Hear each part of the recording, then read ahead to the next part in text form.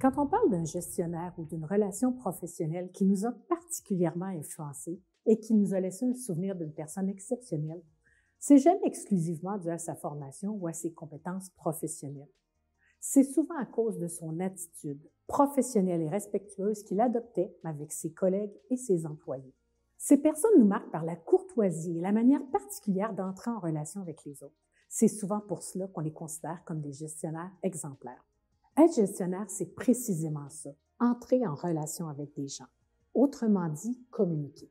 Peu importe le domaine d'expertise, qui fait la différence entre un gestionnaire inspirant et un autre qui ne l'est pas, ce sont précisément ses habiletés de communication.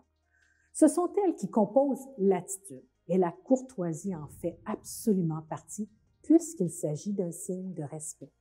Un gestionnaire qui se croit tout permis parce que le gestionnaire manque de courtoisie. Quelqu'un qui dit jamais bonjour, qui ne sait pas dire merci ou s'il vous plaît, manque de courtoisie.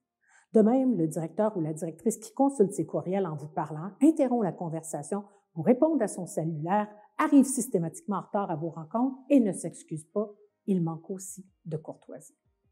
Faire preuve de courtoisie, c'est dire à l'autre qu'il compte, que vous avez de la considération pour lui ou pour elle. Et un employé qui se sent respecté vous sera sans doute plus fidèle qu'une personne qui a l'impression d'être un numéro si facile à remplacer.